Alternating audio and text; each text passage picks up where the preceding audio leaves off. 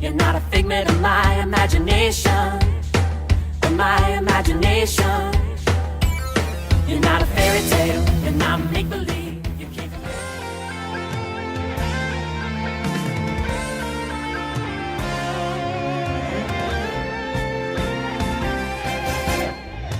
난 평범하지 않아 특별한 하나님 작품 믿음으로 바라보면 소중함을 알게 돼 나를 통해 이룰 특별한 하나님 계획 있어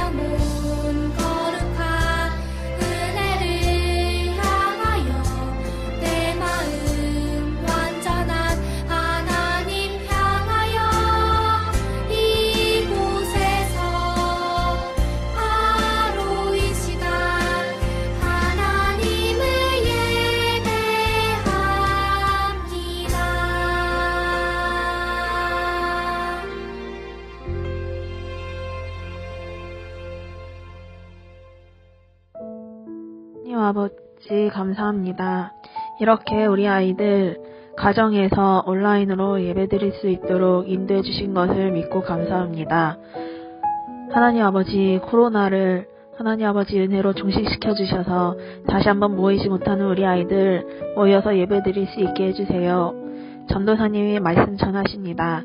그 말씀을 집중해서 들을 수 있도록 인도해 주시고 그 말씀을 나에게 주신 말씀으로 받아들일 수 있도록 인도해 주세요. 예수님의 이름으로 기도드렸습니다. 아멘. 여러분 안녕. 모두 한 주 동안 잘 지냈나요?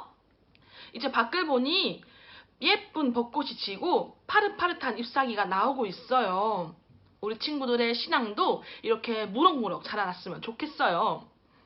우리는 지난주에 창세기를 모두 다 배웠어요.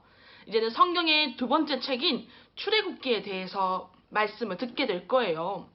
출애굽기는 한자어로 출은 나가다, 애굽은 이집트, 기는 기록이란 뜻을 가지고 있어요. 그래서 모두 합하면 이집트를 나간 기록이라는 뜻이 돼요.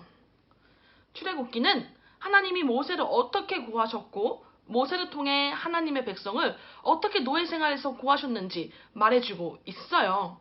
오늘 말씀 제목을 함께 읽어볼까요? 모세를 부르셨어요. 함께 읽을 말씀은 출애굽기 2장 23절에서 25절 말씀이에요. 한 목소리로 읽어봅시다. 세월이 흘러서 이집트 왕이 죽었습니다. 이스라엘 백성은 강요에 의해 너무나 힘겹게 일했기 때문에 신음했습니다. 그들이 도와달라고 부르짖었더니 하나님께서 그들의 소리를 들으셨습니다. 하나님께서는 그들의 소리를 들으시고 아브라함과 이삭과 야곱에게 하신 약속을 기억하셨습니다. 하나님께서는 이스라엘 백성의 고통을 보시고 그들에게 관심을 가지셨습니다. 아멘. 요셉의 가족이 이집트로 온 지 수십 년이 지나 요셉은 죽었지만 그의 가족은 계속 이집트에 살았어요. 이스라엘의 가족에서 시작되었기 때문에 이스라엘 민족으로 불렸죠. 히브리 민족이라고도 했어요. 새로운 파라오는 이스라엘 민족의 숫자가 계속 늘어나자 그들이 두려워졌어요. 이집트의 적들과 함께 공격해올까 걱정되어 그들이 힘을 쓰지 못하게 하려고 했어요. 파라오는 그들을 노예로 만들고 힘든 일을 시켰지만 이스라엘 민족은 계속 늘어났어요. 이스라엘 민족의 남자 아기를 죽여라! 파라오가 명령했어요. 그러나 아기 낳는 일을 돕는 산파들은 파라오의 명령을 따르지 않았어요. 갓 태어난 히브리 남자 아기를 모두 강물에 던져라! 파라오가 명령했어요. 이때 한 히브리 여인이 아들을 낳았어요. 아기를 숨길 수 없게 되자 아기를 갈대 상자에 누이고 나일강과 갈대 사이에 두었어요. 아기의 누나 미리암이 숨어서 지켜보고 있었죠.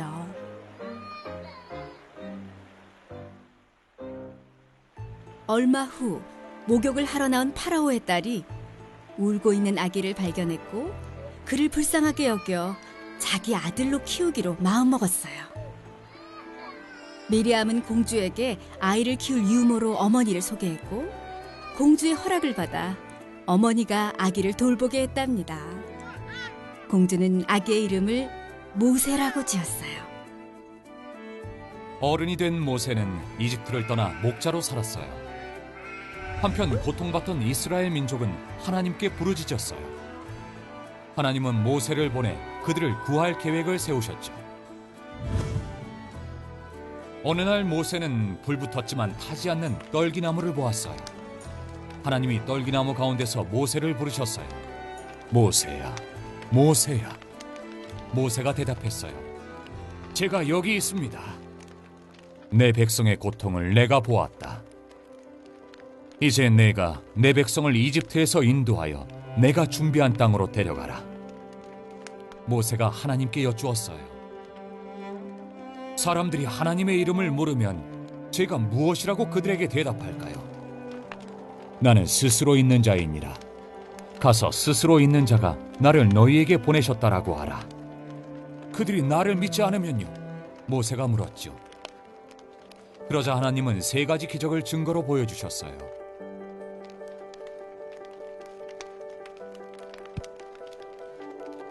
모세의 지팡이가 뱀으로 변했다가 다시 지팡이가 되었고, 모세의 손이 병들었다가 다시 나았어요. 만약 그들이 여전히 믿지 않거든 나일강 물을 조금 떠다가 땅에 부으면 그 물이 피가 될 것이라고 말씀하셨어요. 모세는 주저하며 말했어요. 오 주여, 보낼 만한 자를 보내소서. 그러자 하나님은 모세를 향해 화를 내셨고 형 아론을 모세와 함께 보내셨어요. 하나님은 그의 백성을 위해 모세를 부르셨어요. 모세의 부르심은 더 큰 부르심과 구원을 가리키고 있어요. 이 땅에 오셔서 하나님의 백성을 죄에서 구원하신 예수님의 부르심이에요. 모세와 예수님은 하나님의 명령에 순종해 그분의 구원 계획을 이루었어요. 모세는 하나님의 백성을 이집트의 노예 생활에서 구했고, 예수님은 하나님의 백성을 죄의 노예에서 구원하셨어요.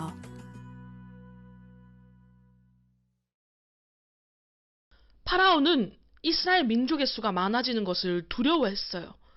그래서 그들은 노예로 만들고 매우 힘든 일을 시켰어요. 심지어는 남자 아기를 나일강에 던지라고 명령했어요. 그런데 파라오의 계획 말고 이스라엘 민족을 위한 계획을 가진 또 다른 분이 계셨어요. 누구신지 기억나나요? 바로 하나님이세요. 하나님은 이스라엘 민족을 위한 계획을 갖고 계셨어요. 하나님의 계획은 무엇인가요? 하나님의 계획은 하나님의 백성을 노예 생활에서 구하시는 거예요. 이 계획을 위해 오늘 모세를 부르셨어요.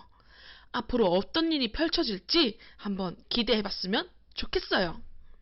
오늘 말씀을 가지고 함께 기도합시다. 하나님 아버지, 하나님은 구원자이십니다. 하나님은 모세를 통해 이스라엘 민족을 이집트의 노예 생활에서 구하셨습니다. 또한 예수님을 통해 우리를, 하나님의 백성을 죄의 노예에서 구원해 주셨습니다. 하나님을 찬양합니다. 주 예수 그리스도의 이름으로 기도드립니다. 아멘.